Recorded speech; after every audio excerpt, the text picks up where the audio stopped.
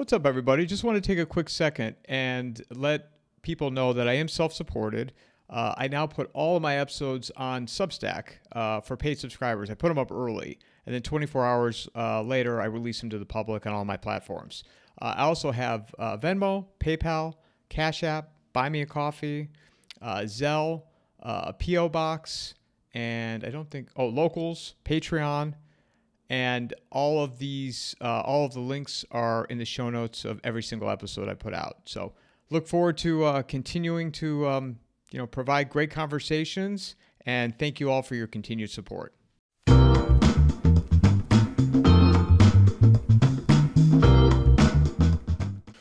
Well, Ed, timing couldn't be any better for this conversation today, right? Today is January 12th. It's roughly noon Mountain, a little quarter after 12 Mountain Time, and just when you think things are can't get a little bit crazier, I don't know, how would you describe where we're at right now?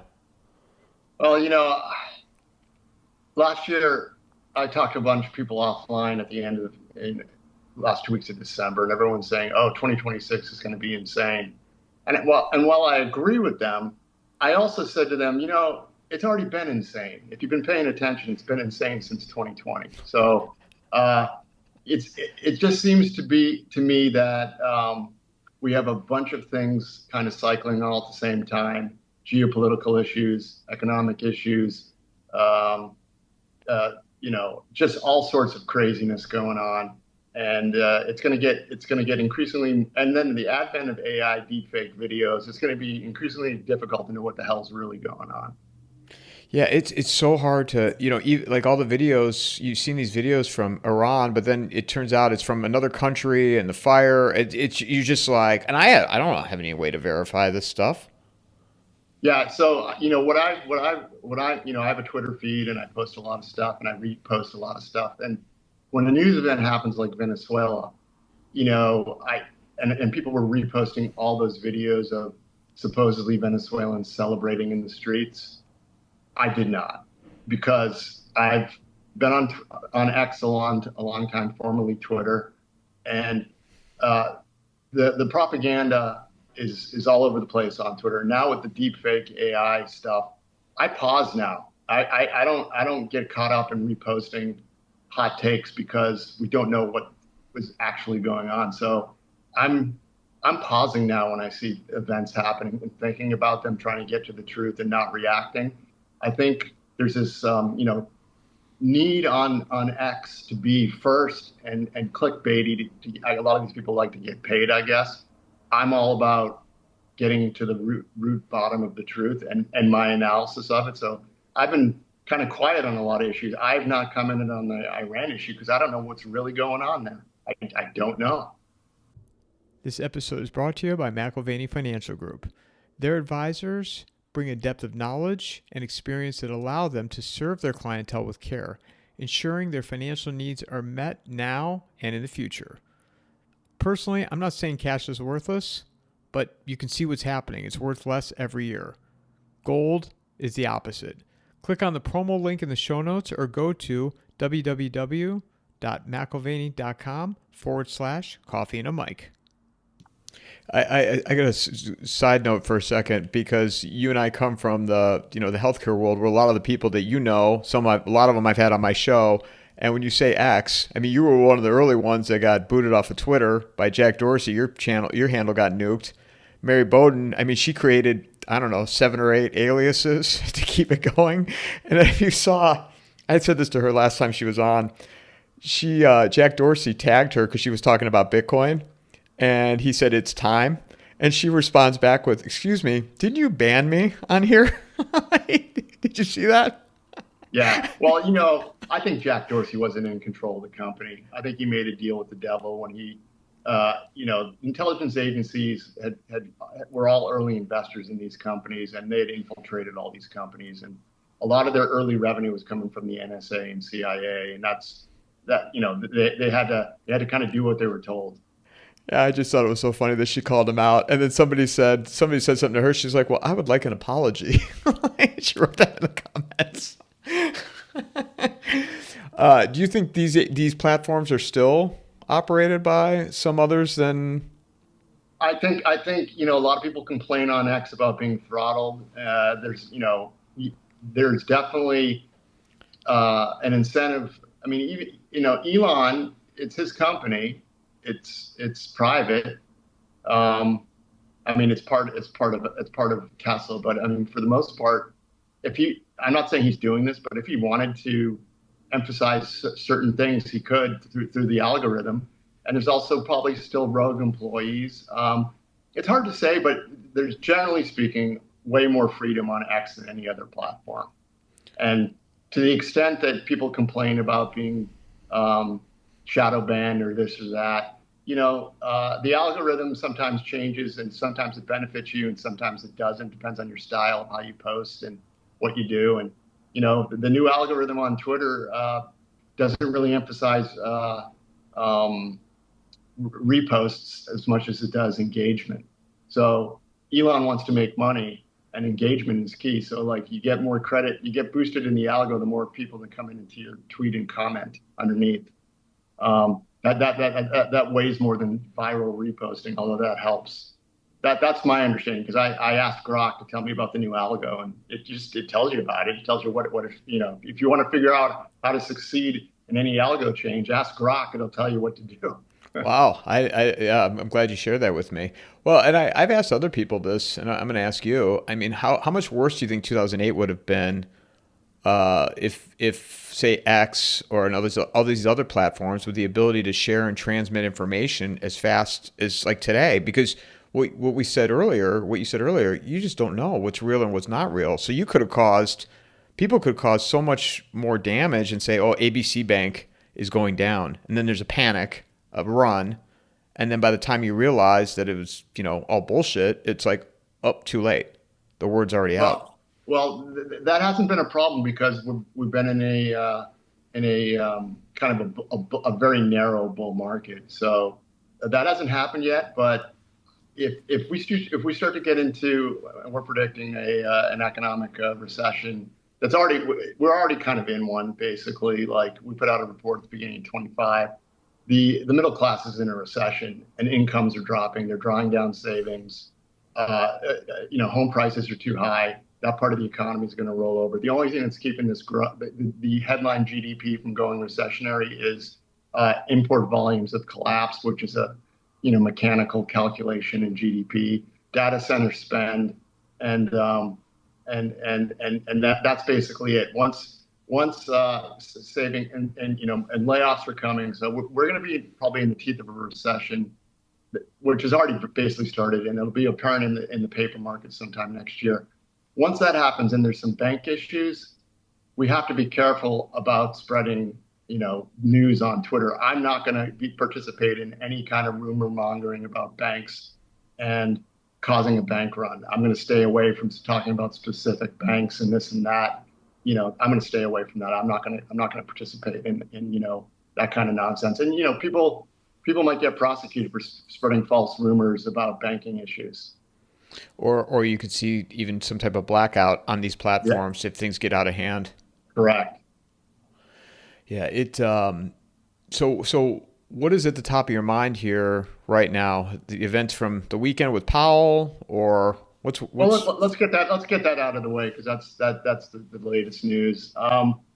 So I saw the indictment hit, and I was, and it seems, again, it's about a real estate refurbishing. I have no idea what evidence they have. I have no idea what Powell did or didn't do. But let's step back 30,000 feet. There's a lot of people that deserve to be, indicted and prosecuted. Powell was not at the top of my list. He just wasn't. We have Fauci, we have Borla, we have all the deep staters that try to throw the J6ers in jail. We got a myriad of people we should be going after. We got the Epstein files, and now we've decided to go after Jerome Powell. So this seems mostly like a political move. There's going to be a battle going forward about a new monetary system, whether the Federal Reserve is going to be the institution or the Treasury. You need a central bank. So to end the Fed, when people say end the Fed, that what they really should be saying is transform the Fed, reform the Fed. You don't want to be getting rid of the central bank. It's not all bad. It just depends about whether it's a debt-based fiat system or something else. So this is, in my opinion, it's political. But let's look at what the asset markets are telling you. Stock market really did nothing today. The futures were down last night, but we're trading flat. The bond markets aren't reacting, but gold and silver are up big. Gold had a huge move, up $110 last night. Silver's up 8% right now, new all-time high, trading at $85. So the metals are telling you that there's uncertainty out there and a lack of trust. I think the moves in gold and silver are really discounting a lack of trust and fear of what is coming and what it's going to look like. And also it's also telling you that gold and silver are going to be part of the new monetary system. And Bitcoin, interestingly enough, has stalled out. It's down 20% since October, the high in October, and Bitcoin is barely up today. So there was always this thesis around Bitcoin that when there's a new monetary system comes, it's gonna be protection against any of that kind of uncertainty. It's becoming increasingly obvious to me that gold and silver are the trade and not Bitcoin so much. And Bitcoin, unfortunately, is very highly correlated to the NASDAQ, and it's disconnected from the NASDAQ. The NASDAQ and Bitcoin have disconnected temporarily. Generally speaking, they're highly correlated. So what does that say? Does that say NASDAQ is going to catch up down to Bitcoin, or is Bitcoin going to rally back up? I think that NASDAQ is going to, go down to meet Bitcoin. So that's where we are. There's a lot of uncertainty. I think this is a political move. I would have picked up like 30 other people to go after. That's just my Comey, which just Brennan, CIA, all these people, Clapper. What are we doing here? Obama, this is, I don't know. Well, and I think it's important too to share, if you don't mind, your thought process when you saw that last night. And the first thing, like you said, first thing you look at is, all right, what's going to occur on the financial sector, rather than removing the emotion from it and looking at, all right, how's the market reacting to this? When did that start for you, Ed? You mean that thought process? Yeah.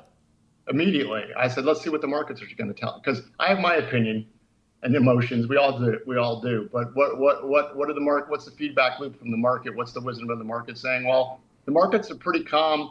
I think the dollar is barely down today a little. So the dollar's not really reacting. The bond market's not reacting to stocks, but gold and silver are. So that's telling me there's a lot of unease, and there's a kind of quiet accumulation of real assets over paper assets. That's what it's telling me. It's not a panic. Then we had Jerome Powell's response, and he's basically, there's going to be a fight. The Fed is going to try to stay independent, and Trump wants the Fed not to be independent. That seems to be the battle it's setting up. The Fed, here's the dirty little secret of the Fed. The Fed is always behind the eight ball. They react to markets. They're very reactive. They don't front run markets. It seems to me that Trump wants them to front run the markets and lower interest rates to zero so that he can get reelected or get the midterms going. The Fed has never done that. The Fed is always reacting to the markets. And right now, real interest rates are around 1.5%.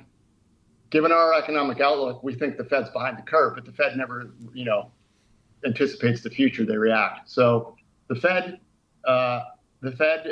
is probably going to be lowering interest rates in the future as the economic crisis starts to become apparent and the paper assets stock market starts to wobble.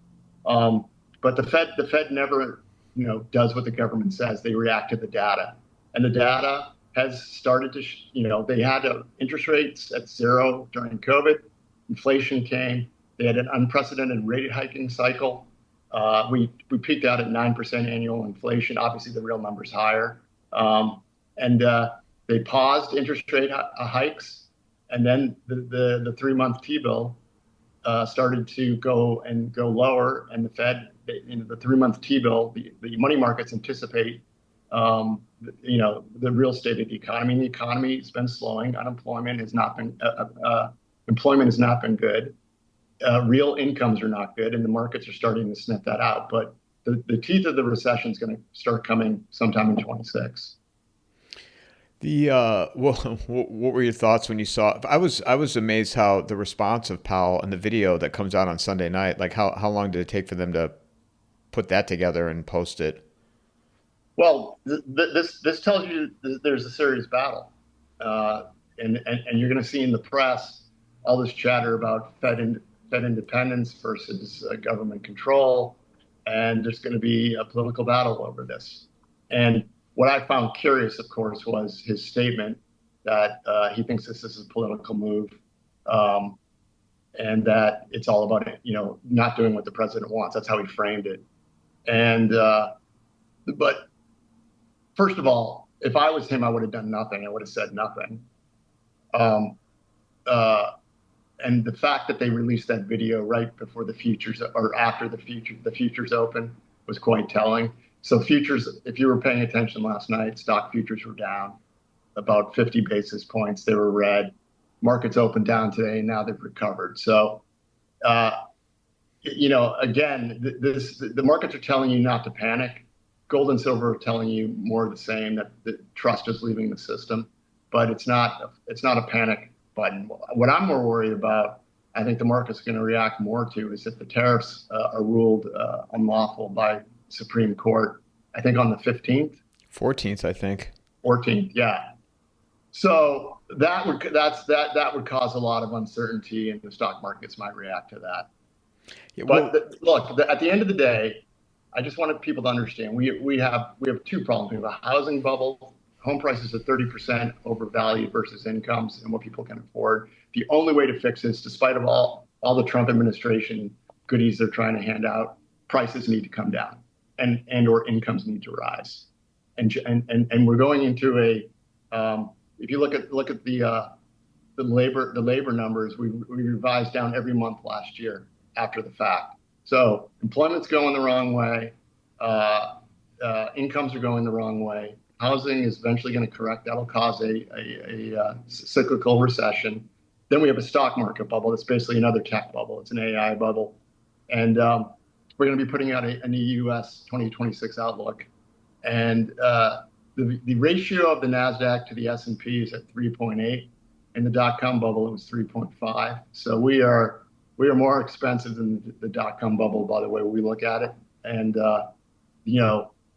that's not going to remain. That means just mathematically, those kind of valuations aren't going to hold. And all it's going to take for that ratio to start to unwind is a pause or a slowing in the growth rate of capex for AI. And a case can be made that may already be in process, because financing is becoming more difficult. You know that because of what happened to the credit default swap spreads for Oracle and CoreWeave. So debt financing for AI data centers is increasing. And that's one. And then two, the new constraint isn't so much NVIDIA chips. That used to be the old constraint. The new constraint is power. There's not enough power on the grid to plug these into. So my humble opinion is planners are going to, you're not going to buy, chips, ahead of the ability to plug it in, because by the time you plug it in, those chips will be, there'll be a new wave of chips better than the other ones. There'll be a capex pause, in my humble opinion. well, and what does it look like if the Supreme Court rules that the tariffs have to be reversed? Well, what would that even? How would you even unwind that? Exactly, and the markets won't like that. They won't like look. There was a lot of uncertainty when Trump announced them in March, April of last year. We did an analysis of that, and we said, this is all a negotiation process, and we were negative on the economy, but we didn't say, hey, the stock market crashes here. We said it's actually going to recover, and it might go to new highs, and it did. Um, uh, and tariffs are deflationary, not inflationary. At the time, everybody said they're inflationary. Well, we're in a deflationary period. That'll become apparent. Rent prices, everything's dropping in a lot of areas, especially in the housing market. New tenant rents and rents are plummeting right now because we overbuilt, as we always do. We have multifamily housing is going to be the cause of this crisis. We put that in our real estate reports that we issued this year. It's crazy. In Phoenix, where I live, the amount of construction that is going on here, it's unbelievable. I mean, I'm sorry for people that have to hear me tell the story over and over again, but I can't even, and they're just doing more apartments and more apartments and more apartments and more apartments. But what's going on there is those were projects that were probably greenlit, and they're going to finish them, or they have the financing to finish them, but they're not going to be able to recoup. So what's going to eventually happen, and is happening, is construction jobs are going to start to roll over, and new buildings going to come to a halt. And we've already started to see that things are starting to slow down in the construction arena. And usually new tenant rents are a leading indicator for the housing cycle, as are new permits. And permits peaked in 2022, and new permits have been coming down. What kept the market from completely rolling over were the illegal aliens, and that was sopping up some of that supply. And the multifamily housing was built because of the illegal aliens, and that's going the wrong way. We stopped the border flow, and we have self-deportations. And if we really start picking up and having serious deportations, prices are going to drop even further, and that'll take down the whole housing market. And, we also have a demographic problem. We have boomers that are aging out and dying, and they need to sell, either they're going to sell their home or their children are going to sell the home. And who are they going to sell it to? A millennial that doesn't have money? It's not going to work. Plus the squeezing that, say, a millennial from the insurance standpoint, and then the taxes. Yeah, so we have property taxes that went up a lot. We have insurance costs that skyrocketed after COVID, and then interest rate, mortgage rates went up. The only effective way to clear this is through price, and that's why. I see what the Trump administration is trying to do. They're going to have Fannie and Freddie buy $200 billion in mortgage-backed securities to narrow the spread. I want to remind people that the Federal Reserve purchased $1.3 trillion in mortgage-backed securities during COVID, and that's what caused the Fed was really responsible for this insane rise in prices in homes, and priced a lot of people out of the market. So they did $1.3 trillion. This is $200 billion, and I think you probably talked to Melody. She does a lot of work in this area. All the time. She said they've already been. Yeah, she's already been. She says they've already been buying mortgage-backed securities. So it was kind of an announcement that's already in process. And so this is a drop in the bucket. It's not going to have any impact. It's not going to stop what's coming, which is a housing recession and a reset, which is good. This isn't bad. Home prices drop, and they're 30% overvalued, 30, 35. They'll go below where they need to go, as they always do. So they'll go lower, and that'll be good. So a lot of people will lose money. There'll be some credit issues at some banks. There'll be some regional bank consolidation. We don't think it goes systemic, but then the cycle is reborn. Like when then a millennial can buy a home, and when he buys a home, or she buys a home, then there's a lot of economic activity that comes out of that, purchasing of furniture and maintenance, and we need for this country to have a middle class, for there to be hope. Prices need to reset. It's the only thing that fixes this, and I don't think it's necessarily a bad thing. I think it's a good thing once it happens, and it obviously be bad on the way down, but it needs to happen. The boomers are going to be mad, though, Ed. Well, I don't know what to tell you. You can't make everybody happy. And by the way, this is a well-known demographic effect of demographics. My partner Carlos Allegra wrote a book, Economic Cycles, Debt and Demographics, and in his book that he wrote, I think in 2018-19, and then updated during COVID. I mean, he talked about this phenomenon. You have a baby boom, and then the boomers, as they go through their life cycle, they're the big political dinosaur. All the politicians cater to them. So when they start aging, they want asset prices to increase and inflation be low, that's the policies we've seen. Now we have the millennials who are coming up, so there's a generational battle. This is classic. It happens all the time. It's going to start happening in China. Same thing. China's working population is declining precipitously into 2032. So even though they're not a democratically run country, the people who run the show have to kind of make sure those people are happy. So same kind of dynamic. You're kind of sacrificing the younger generation for the comfort of the older generation. The other thing is too the auto industry, right? The auto loans, Tricolor and First. Oh yeah, that's all started to crack. So credit is definitely tightening. Liquidity is going the wrong way, and it's going to become more apparent once the stock market cracks. Everyone thinks everything's fine because the stock market is hovering at near all-time highs. Once that speeds up, there'll be a lot of people swimming naked. But definitely, private credit is a very opaque shadow banking system. People are lying. The mark to market, they're marking their books at fictitious valuations. And I think Gundlach, the bond king, the new bond king who runs a bunch of bond money, came out and said these marks are fictitious because you can't go from like 100 cents on the dollar, and then 4 weeks later to zero. That's what's going on. Some of these things are marked, and they don't. That in the corporate bond market and the junk bond market, you had public pricing going on. This is all opaque, and so at some point the truth comes out there, and people are extending and pretending. But what the net effect of that is, even though they're not taking the losses, they're not extending new credit.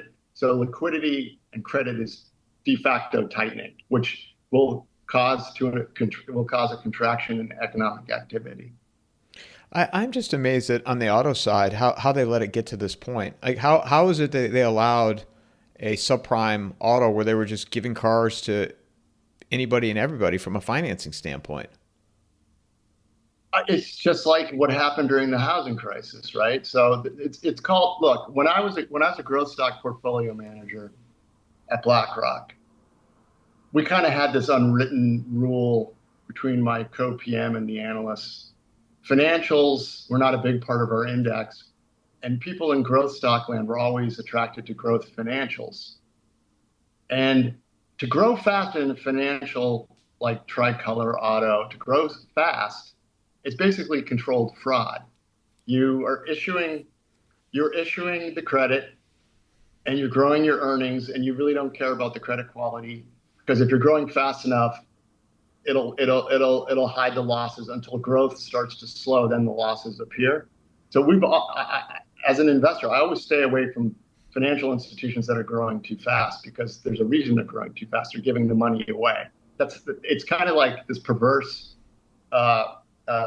part of the stock market that growth financials always end badly. And Tricolor Auto was obviously taking advantage of the illegal alien inflow, and they were probably encouraged by the Biden administration to just do what they were doing, and they would wrap up these loans into there's an asset-backed credit card market or credit market, not credit card, or credit market, and they would offload these loans to other people. So it works until it doesn't. Carvana is another company. They're based in Phoenix, where I'm at. Yeah, I think that stock is still doing well, and there's a lot of people that have done the work. I haven't, and if I have the company correct, is that CRNA, or what's the ticker on that? I'm not sure what the ticker is on it. I know like the Carvana and then Drive Time. It's the CEO of Carvana and his father runs Drive Time, and there's some type of correlation. Jack Gamble did like a whole deep dive on it. Well, if Carvana's the one I'm thinking of, it still hasn't cracked yet, and it's a growth financial, and a lot of people think it's fraudulent. We'll find, and my guess is there's accounting nonsense going on, and we'll find out soon.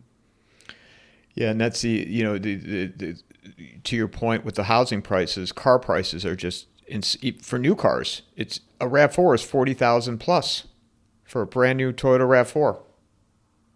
And auto loan defaults are rising. So the only thing that fixes this is pricing. And pricing, that's why we have a deflationary outlook. That's why we think that we're going to have a big deflation scare. And, banks and the Fed can't have deflation, so they'll do what they do, but only after a big correction. So I expect a lot of, different forms of QE in the teeth of this, but it really, the damage will already be done, and then then the QE. That's about the time you want to go back. Our recommendation to people is to have cash on the sidelines to take advantage of opportunities when they emerge. Last night I texted my friend when I saw the price of silver and gold, going the way it was, and he responded back with, in a couple of years it won't matter. Look what the S&P has done, like how much it keeps going up and up. And I'm like, not that I'm an expert by any stretch, but I'm like, all right, that wasn't the point of me texting you. I'm like, silver was $30 back in April, roughly April. Now it's at 85. Like the stock market to me is not indicative of what's really going on. Well, the gold and silver crushed the stock market returns this year. So you were losing money in gold and silver in your stock market performance. And the stock market will correct. It's at valuations that typically at these valuation levels, 10-year forward projected returns are zero, which means there's a big drawdown between now and then. And so that's in the cards. Do you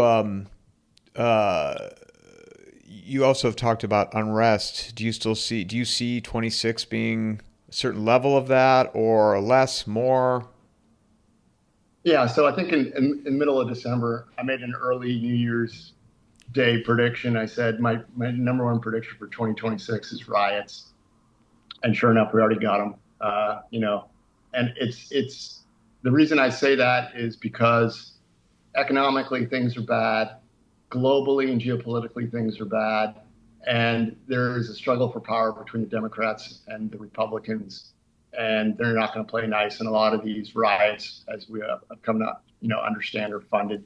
They're not organic, and this is what we're gonna see this throughout the year. We're gonna see, and what's amazing to me is in Minneapolis, we already have some riots, and it's cold, so I can't imagine what happens during the summer in places like Chicago and Minneapolis, and we also have let's talk about the fraud. The fraud. We put out our report in 2026, and we said, we were calling for a recession in 23 and 24 that never materialized. And, we had early cycle economic indicators that, had worked for 40 years, back tested, and it didn't work. So we asked ourselves the question, well, have the laws of economic fundamentals changed, or did we miss something? And when we did the work and looked at the deficits, we were running crisis level deficits. And then we realized, the GDP was floated through basically fraud. We imported 20 million people and gave them free stuff that they then spent into the economy. And now it's, Dowd started to figure that out. Now the Somalian, and that's just, I think we're just unscratching the surface. So I think what people are going to find is that a lot of this economy has been floated by fraud. And all you have to do is just start to reel it in a little bit. That's a second derivative change, and it's going to have an impact on the economy, which is needed. You can't have an economy that just hands out money to foreigners who then send it overseas. I mean, the numbers we're seeing are staggering, and it even shocks me. We knew there was immigration fraud, and we thought the fraud was, basically giving them free handouts and, giving them, Social Security benefits and rent allowances. And then we thought there was an NGO system that benefited from the fraud. Well, it's even worse. It's been going on, for a long time. How long? How far back are you going that you've seen it? I mean, Obama brought in the Somalians, and they've been running this scam for a long time, and I got a feeling this is going on in other blue states. I have a feeling it's probably going all over the country. No. Yeah, there'll be some red states. Who knows? But this is the other dirty little secret is this: when the government cuts back its spending, it issues less debt, right? It issues less Treasury securities. And the whole system of the Jenga credit system is based on pristine collateral, which is the U.S. government debt. So if you start removing new collateral from the markets, the Jenga tower collapses. So like that, yeah, I don't know if you remember, but there was a big fight during the Biden administration. There was a debt government ceiling issue, and McCarthy betrayed everybody in the GOP and uncapped the deficit so that Biden could spend as much as he wants. At the time, I said, I think you got the tap from someone that we can't slow this down. If we do, we got a problem. So this is kind of where we are. It's like it's a feature, not a bug. The U.S. government debt needs to keep growing to keep the whole Jenga system going. So if you slow it down, it's going to wobble. And Trump is not deporting as many people as we thought. Now, part of that is due to the fact you needed to fund ICE and you needed to get it. So he's ramping it up. But watch deportations. If we're not deporting people fast enough, then Trump is playing some of the same games. He doesn't, you can't unwind the deficit as quickly as we would like. Here's a question I have in regards to the mass deportations. And so you tell me what you think. I mean, if this was really a priority, why couldn't they just arrest employers and landlords that put these people to work and house them? Correct. There we go. That's a question. Look, Trump is doing a lot of good things and a lot of stuff I don't agree with. So I'm calling balls and strikes. I'm not one of these cultists that everything he does is golden. And as an analyst and trying to help people navigate their way through this turmoil, and especially as a financial guy, I'm trying to figure out what's going to happen. So I call balls and strikes. And, I think part of the reason that the recession didn't happen as quickly as possible is because they're slow walking the fraud discovery, and the big beautiful bill wasn't exactly what I thought it was going to be, and they're not deporting as fast as I would like. So there could be again, I have no proof, but there could be an element of slow walking this to get through the midterms.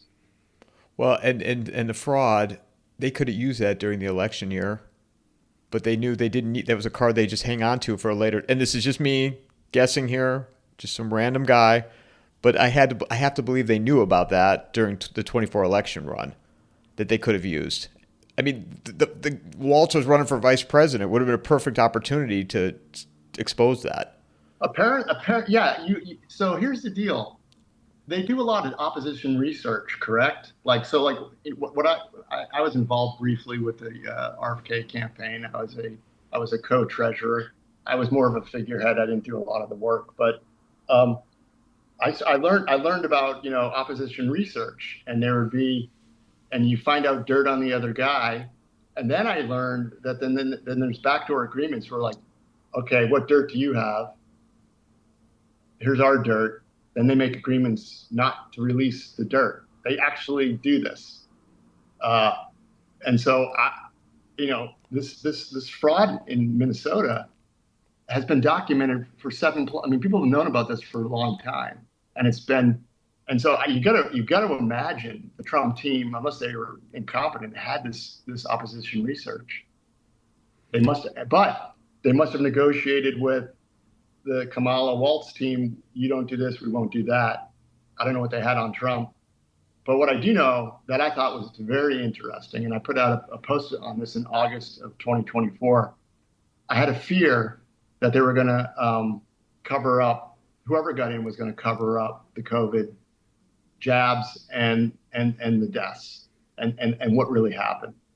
And the reason I thought that is because if you notice, there was no mention by either candidate of COVID or the jabs. They did not go. That was not on the docket. We didn't talk about that. That to me was a tell that potentially the liability, the damage to the economy that would come out from all the lawsuits, it was agreed we're not going to go there. And if you look at it today, the mRNA shot is still on the schedule. I mean, Bobby Kennedy can't, Bobby would love to remove it, but I don't think he has the power to do that. Yeah, and getting back to the deportations, if what you and I just talked about, if that occurred with the employers and the landlords, the housing would correct. Yep. Yep. Housing would play. And this Melody's talked about this. There's not a housing crisis. They don't need to build more houses. Oh no, we got plenty of inventory, and it's getting worse. We in one of our real estate reports, we have a really good chart. It's homes for sale versus homes sold. The gap is usually they kind of follow each other. The gap, we've never seen a gap like this in the time series. So the market's paused, and sellers are unrealistic, and there's a lot of rage listing and delisting. Melody's talked about that. I've seen it here on Maui. And it's pretty amazing to watch. The boomers seem to think that their homes are worth X because Zillow says so or whatever, and then they list the home. It doesn't go. Then they fire that real estate agent. Then they relist it later with a new one, and then they fire that one, and they think it's the agent's fault. And the agents are also partially responsible because good agents will tell you, yeah, no, that price is unrealistic. This is the price you need. But a lot of agents just want the listing and they don't care. Have you been following at all the Austin, Texas story about the township where they inflated property values in order to Mitch Vexler? Following any of that? What happened there? Mitch he does a show with Travis Spencer, Real Estate Mindset, and there's a lawsuit pending. I don't know what the next step is, but that basically these municipalities had inflated the values of people's properties in order to collect more taxes. And I'm going to go on a limb here, we should never assume, but I bet you if it's happening in one township, it's probably like the Somali, it's all over. Yeah. This is look, we have an economy. If you look at the income figures, we have an economy that's based on asset bubbles, not income growth, because we hollowed out the real economy over the last couple of decades. And this is and the trade and what Trump's doing with China and the trade tariffs is a good thing. And long term, we need to restructure that and rebalance. China's a problem. China's about to go. We just issued a China report. China's about to enter the acute phase of their real estate crisis. That'll have implications globally. So there's a synchronized slowing going on. But long term, we need to restructure the economy and bring income growth back, or we're not going to have a middle class. And this K-shaped economy will continue. The haves and have-nots. If you don't have assets, you have no way of participating in the growth of the economy. The economy isn't just an asset growth economy, and that leads to revolutions. We're living in a griftocracy, Ed. That's the word. Yeah, no, we are.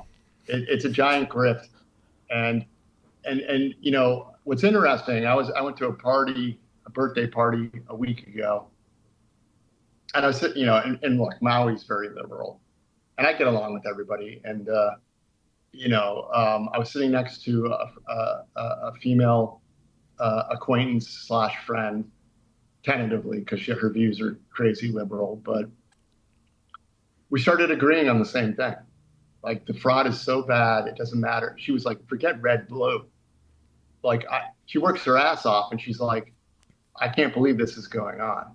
And that's, the fraud will get so bad, and more reasonable people from the blue and the red team will get together and say, what's going on here? Like, I'm working to support, Bentleys for the Leering Center. I mean, that's what's going on, essentially. And then you have these elected officials. They don't even care. They could care less what you and I think.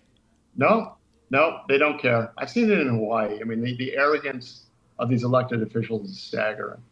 Robert Malone, Ryan Cole, and Mickey Willis came to Maui on Saturday. I went to the event, and they did an island tour. Josh Green is going to propose a law that mandates all vaccines, including the COVID shot, if you want to go to public school. Given what Bobby Kennedy's doing in the CDC, like, he's just being a tyrant, and he's going to why is he doing it?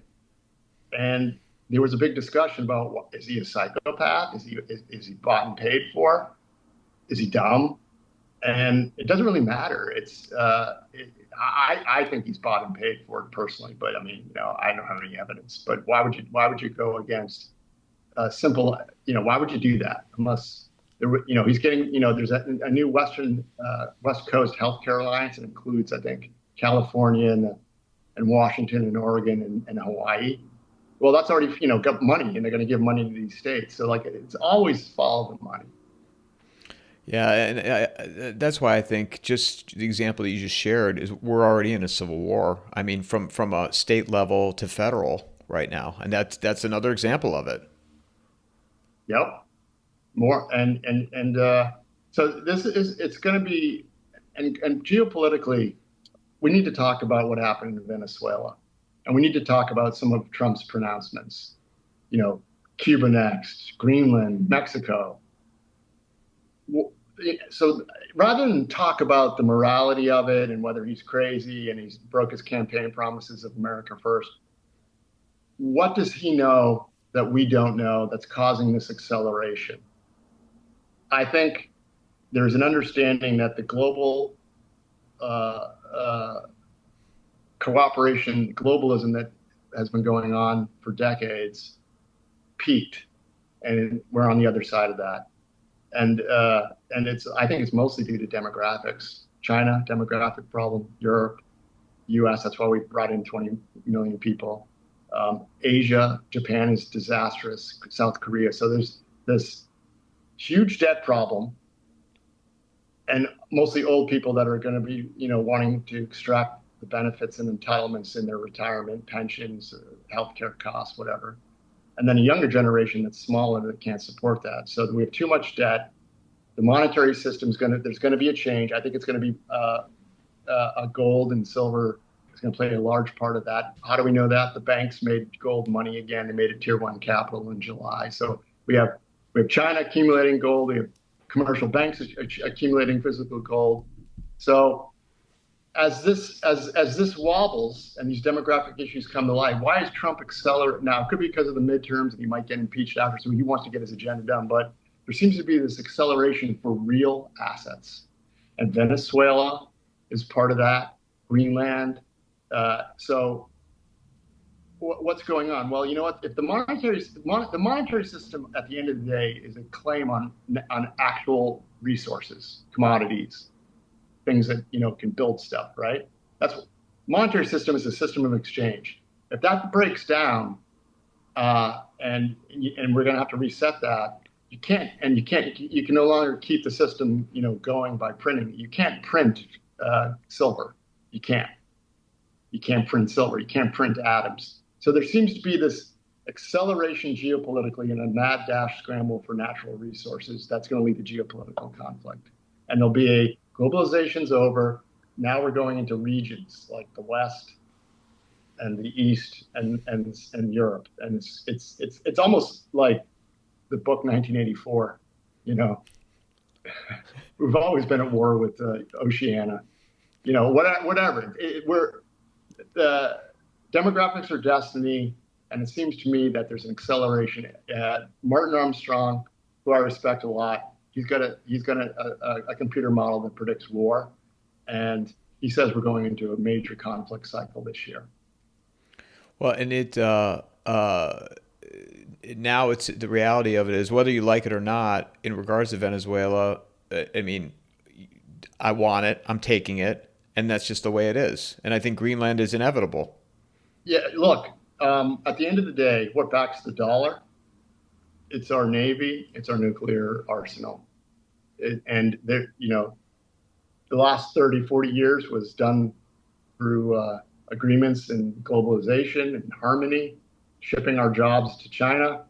And now the chickens are coming home to roost, and that system is going to change. And ultimately, the sword is look. Power is ultimately arbitrated through violence and taking of things ultimately. And again, we can moralize about this, but if that's the cycle we're in, and you're an American citizen, you don't want the dollar to go to zero because your life will change overnight. Well, and the idea of de-dollarization, which you hear out there, uh, I don't, and you correct me here, but I don't think this is realistic as some people might portray. Reserve currencies don't die overnight; they die slowly. Now, during the Biden administration, uh, they did a stupid thing. They basically threatened to steal. They weaponized the SWIFT system against Russia, which we'd never done, and even during World War II. Uh, well, the SWIFT system wasn't as concrete as it is now, but we never stole other people's assets. The bank, we never, and we didn't do it during World War II. And Biden administration threatened to steal all the frozen assets from Russia and take them. That's why the BRICS started to get all that chatter. But the reality of it is most of the trade is still done in dollars. The dollar system is there's so much debt outstanding in other countries that's dollar denominated. Any kind of move for a country to go, we're off the dollar tomorrow, there'd be a deflationary depression. So it's not as easy as people think. And I think a lot of what we're seeing geopolitically in the Trump moves are to shore up the dollar. Well, wouldn't the petrodollar play a part in that in regards to Venezuela? And then how will Guyana? Does that factor into anything you guys are looking at right now? You mean the discoveries off Guyana that supposedly there's like billions of dollars worth, trillions of dollars worth of oil under the sea there? Is that what you're talking about? Yes. Yeah. Look, this is the resource grab part of the story. Again, because the monetary system and the debt that we've created, something's happening there, and used to be done through contracts and money. Now it's going to be done through the sword. How does Europe? What role do they play in any of this? Europe's screwed. Martin Armstrong and I agree. Europe is screwed. They have an aging population. They're basically, the EU is nothing more than a bureaucratic form of communism. They are overregulated. Their economy is collapsing. They have demographic issues, pension issues, and they need a war. And that's why they want to go to war with Russia, so they can blame it all on Russia. What's coming for them? They have serious problems. I don't. How do they even have the resources to accelerate a war with Russia at this point? Doesn't matter. It's insanity at this point. I mean, and part of the other scam that's going on in Europe and elsewhere is bringing this mass immigration was done on purpose to keep the economies going, because you bring in these people, you set them up, you give them money, they spend it immediately, and it works until it doesn't, until the debt gets too big or the home populace starts to notice and get mad, and that's what's going on right now. And so, in regards to Venezuela, we talked about moving into this new world. Then China and Russia. How do you expect Russia to respond to all this in regards to Europe wanting to accelerate? Well, look, I'm not a Russian expert, and they're going to respond the way they respond. Look, I'd love to see peace in the Ukraine. A lot of people don't understand Ukraine. A lot of the territory that Russia has taken. A lot of the people in that part of the territory are ethnically Russian. That's why after the 2014 coup and the Nazis in Ukraine took over, they started an ethnic cleansing of Russians. And that's why Russia got involved. And Russia got involved as well because they were going to let Ukraine into NATO. So Russia finally said enough is enough. They went in. Russia's not going to give up that territory. They're not going to give it up. They're going to keep it. So that's the crux of the situation. And Trump, we have our own problems. I think Trump, again, I'm not in the room, but I'm watching what he does and says, he's like, okay, let's shore up the West. Let's get our house in order in the Western Hemisphere. Let's sue for peace in Russia, and let's not let the Europeans drag us into a war with Russia via NATO. That's what I think is happening. And then Martin Armstrong went to the White House and advised them on this: get out of NATO. We do not want to be dragged into a European war because it doesn't need to happen, except for the fact that the people in power there don't want to take the blame for their demographic debt bomb that's coming. Yeah, ironically, I talked to Martin the week before he went to DC, and then the week after to get like a recap. And that's, I've been reading about too, is if not even if, it sounds like when the United States moves in on Greenland, that will effectively end NATO. Let's hope. I mean, NATO, like all great bureaucracies, started to run its own agenda, and it exists for the benefit of NATO. I mean, it's been a bureaucratic boondoggle for a lot of people for many years. And then China economically, then how do you expect? So China's in bad shape, and there's a lot of pundits on X and all over the media that say China has all the cards and Trump's a moron and this and that. China is in a very precarious situation. They hit a demographic wall in 2020. And since 2020, let me give you some stats. So in 2019, 2018, their GDP priced in US dollars was 80% of the US. And every pundit was, that was China's going to, take over. And just like, when people said Japan's going to take over in the 90s, China's going to take over the US. Well, what's happened since COVID? Priced in US dollars, because of the demographic decline and internal consumption bust, China's GDP is now 60% of the US GDP. So it's gone the other way. How did they make up for that slowing growth internally, demographically? They started exporting high ticket items like autos and tech and other things. So that's what China's been doing. That's why we have these trade conflicts. China is trying to export their way out of their demographic issue and export deflation to the world and crush other people's economies. That's why Trump is doing what he's doing. And there needs to be some hard negotiations. So China is now going to enter the acute phase of its real estate crisis because they had a lot of long life construction projects. Those are rolling over. And China didn't have a price bubble. They had a supply bubble.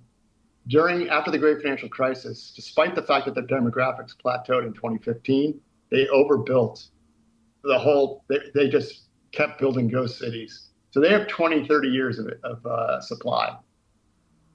And that's why their internal consumption has been declining. They're losing about 1% a year in the working age population, which is huge numbers. And their economy is struggling, and it's going to get worse in 26. So if I was Trump, and I knew this, I'm sure that the administration knows this, you have a lot of negotiating power. Now China's putting on a strong face. That's why they're chattering about Taiwan, because they need to blame other people for the economic crisis that's intensifying.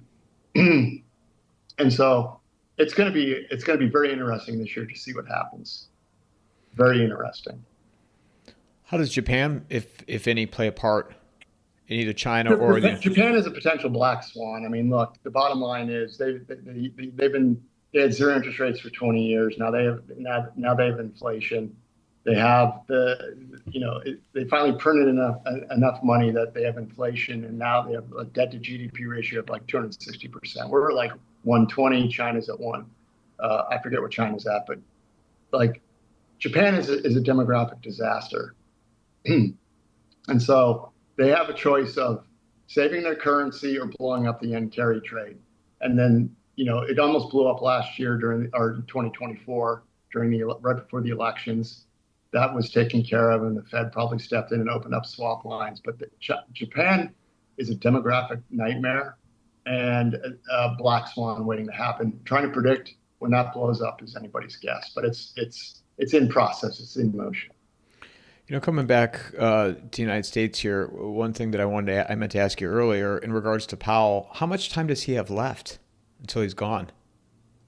I was scanning X today, and there seems to be some chatter that he can stay till 28. I don't know the mechanics of this, but he's supposed to be gone by next year or sometime this year. I thought it was in the spring. That's why. Yeah, I thought it was spring of 26. But now there's chatter he's going to stay. To be honest, I need to investigate this more.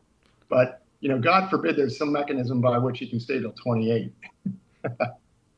could be a lot of content. Yeah. Well, that I mean, if he was supposed to be leaving, I thought it was spring. Now, I could be wrong, but if in fact it is spring of 26, then this is all a moot point. So that brings me to the conclusion that maybe he is staying longer.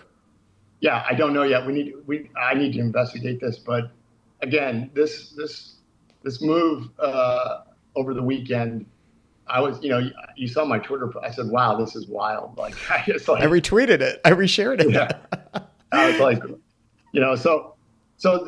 going to watch the asset markets. It's particularly the bond market. If the bond market doesn't care, then this is a moot point. That's at the end of the day. If the bond market doesn't care, we're fine. If yields start rising in revolt, then we have a problem, and then Trump will have to walk this back. It's that simple. We got any good news, Ed? We got any end on a positive note? Well, look, there's a lot of opportunity coming for those who are prepared. For those who are think everything's normal and fine, when the asset risk market correction happens, they'll be left holding the bag. For those who are prepared, it's tremendous opportunity in terms of buying properties, buying cheap stocks, buying businesses that go bankrupt. As long as you have dry powder or cash, and if you haven't accumulated a lot of assets, you want to hold on to your job and be the most valuable employee you can be. So, like, if you're working at a 100-person shop, work your butt off and try to not avoid getting the risks. Make yourself as valuable to your employer as you can to get through to the other side. So that's the best advice. It's going to be painful, but it's also, if you take the fear component out of the way, and anger, and fear and anger come because you didn't know it was coming. So there's going to be a lot of people in fear. There's going to be a lot of people in anger. If you can keep your head screwed on straight, there's opportunities everywhere. Huge. That's what I'm excited about. That's the other thing too, is the commercial real estate, especially where I live. They just keep building all that as well. I mean, it's unbelievable. I keep saying it, but I just new project after new project after new project in Phoenix, Scottsdale. Well, what's the demographics of your state? Is your state still growing demographically? I was just reading how it is. I don't know if it's the fastest anymore. At one point it was, but there are people that are starting to leave, leaving at an accelerated rate. But I don't know in regards to the percentages. Yeah. So a lot of this construction you're seeing is, this happened in Thailand too. Like before Thailand, the Asian crisis in '98. Thailand had office buildings going up all over the place, and then it blew up, and they stayed like half built for like a decade, because a lot of this, in a boom, a credit-driven boom, a lot of stuff gets started, but then once the credit goes away, it collapses pretty quick. So I think what you're going to see in Arizona is a lot of unfinished projects. My personal opinion. That's what I was explaining to a friend of mine, because I moved here in '06. So it was like right at the height of everything, The Big Short, right? Like, yeah. It's so funny watching that movie and Steve Carell, that scene where he's with the stripper and she was saying how she owned 4 properties in a condo. Because I swear to God that everybody I met owned a condo with like 3 houses. And I'm like, oh my, I'll never survive here. Like I'm just a little banker at this retail bank. And then all of a sudden though, you saw like when everything melted down, projects just stopped. They built a freeway ramp. They never finished it. Now it's done, but the bridge just sat there. Yeah, that's likely to happen. You want to get if you're a smart real estate investor, you want to buy when people are selling things down 80-90%. I'm talking to a very wealthy individual, a billionaire who he's got a lot of cash on the sidelines, and he had one of his people on with him, and he's seen a number of cycles. He's close to 80, and he said, Ed, what do you think? I said, well, when the crisis does come, there'll be some properties and some things down 90%, and that's when you buy, because there's a lot of stuff down 50 right now, commercial real estate. But and this gentleman said, I've seen it before, and that's what I'm waiting for. Like, you buy when like pennies on the dollar. And even if like, you have to hold the property for like 3 years without, you just, if you can finance it and get it, 10 years from now, it's a home run. But that's smart capital, patient capital. That's people that think way ahead. And most people look at prices and panic in the moment. So, I remember during the great financial crisis, I was at BlackRock. I had warned a couple friends, to cut back on their 401k. They didn't listen. And then down 50%, they asked me what I thought. I said, well, you're too late. And they sold anyways. That's the psychology of it. Like, they couldn't take it anymore. And I'm like, well, now you're selling at the exact wrong time. And that's what people do. That's what makes bottoms. Everyone peaks at once. Do you think that we're on the precipice of something worse than 2008? I don't want to go there. We have to. I think the Fed has more tools in its toolbox, but that's not to say the stock market won't go down 50%. I mean, it went down 50% after the dot-com bust. It went down 50% in the great financial crisis. I think what really scares me is we had a dot-com bubble and then a recession and a 50% haircut in stock prices. Then we had a real estate bubble in 07, 08. And then, the stock market went down 50%. We had a very deep recession. Now we have a stock market bubble and a real estate problem at the same time with geopolitical conflict. I mean, and gold and silver telling you that there's a new monetary system coming at some point. Something's going. There's a lot of change. And what really is just unbelievable to me is the amount of complacency there is out there. People, especially boomers, they open up their statements every month. Things must be fine. It must be good. What they don't realize is a lot of their, stocks or, every mutual fund or, passive ETF they own, 30 to 40% of it is 10 stocks. That's what's, the S&P, 35% of it is like 7 to 10 stocks, the market cap. And that's all AI. And if you think AI is never going to have a slowing growth, what you need to understand about slowing growth, when things are growing fast, the valuation keeps rising and rising, and then eventually it slows, and then there's a multiple compression. So, when this slows, and it will, the first thing to go is the multiple. They'll get cut in half, and then the earnings come next. And then to add to it, we have a society that is so divided right now on top of it, where there's no collectivism at all. No, we have a divided society, and quite frankly, let's talk about this. We have a bunch of really stupid people out there that are not educated, that have been brainwashed, that can't critically think, and they're very frontal lobe emotional. Anger and fear drive them. Logic and reason do not.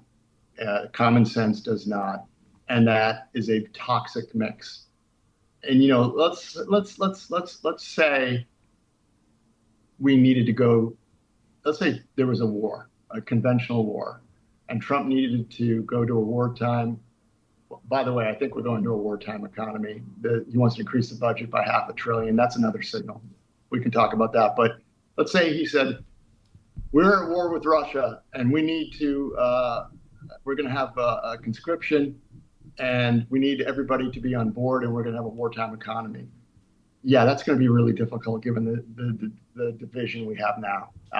It'd be very difficult to do, unlike we did during World War II, where everybody rallied around the flag. And people forget during World War II, there was really kind of a suspension of the First Amendment. I mean, you didn't be like, oh, this is bad, and do war protests. There were supply issues for the people tightened their belt.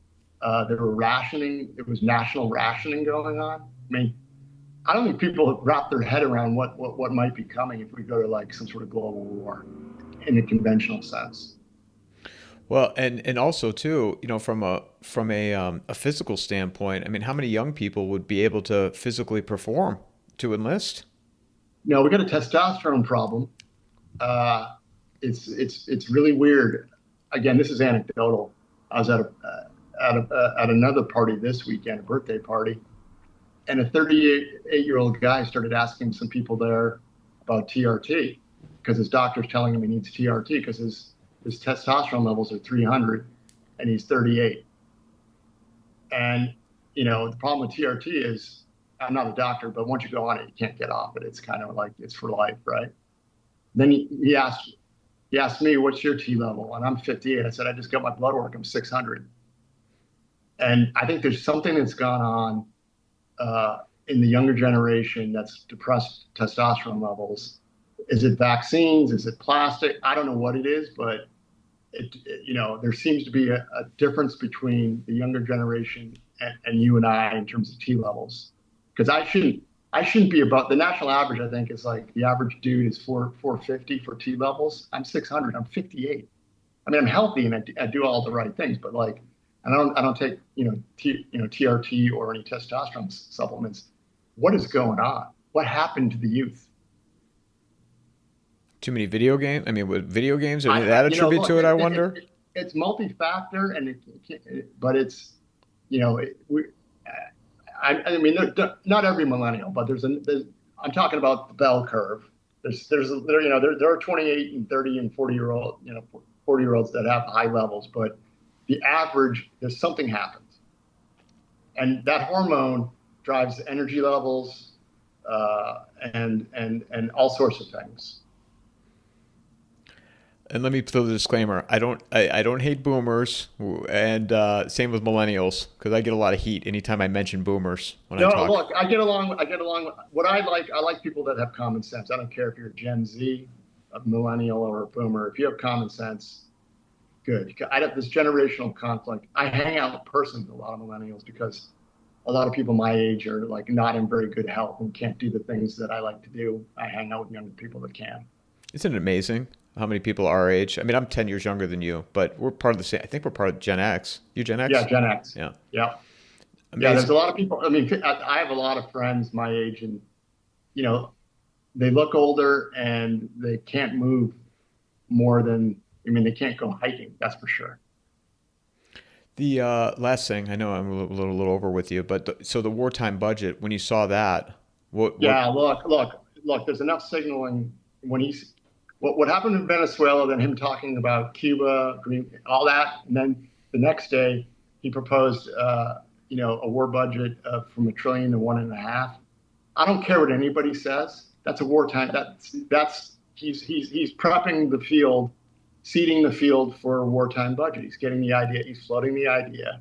And what's going on now? Is this? You can understand, even though Trump took over from the Biden, there is a bureaucracy that has long-term planning. And there could be something going on that was made, the president's been made aware of something, and people can say it's a neocon, this or that, but there's real things going on behind the scenes that we're not privy to. Yeah, I saw that, and I go back to some of my conversations with my friend Matt Smith when we talk about the enemy within, right? And I've heard him say that. And with a budget increase like that, I think to myself, I'm like, is there something being prepared for internally in the United States? Look, I don't want to go there, but there's been this from the 90s, going back to Waco and Ruby Ridge. There's been this conspiracy theory that the U.S. government's getting ready to clamp down its boot on everybody and go full fascist. Who knows? Where can people find you, Ed? Financetechnologies.com with a PH. We sell our economic research. We have a China report we just issued. We have real estate reports. We're going to issue a 2026 U.S. economy outlook, talk about the last year's report, what we got right and what's going our way. And then you can find me on my personal website in case platforms get nuked. You can subscribe to my newsletter at eddowd.com. And then I'm on X at Dowd Edward, D-O-W-D Edward. I appreciate you doing this. For people that, listen to this conversation, go on YouTube, Rumble, subscribe, comment. I read all the comments, and I put all these conversations up ad-free on Substack and Patreon. So if you like what I'm doing and want to support my work, consider joining as a paid subscriber. So, Ed, I appreciate it. Look forward to continuing to follow along, and more conversations ahead. Thank you. Good to be here, Mike. Mic drop.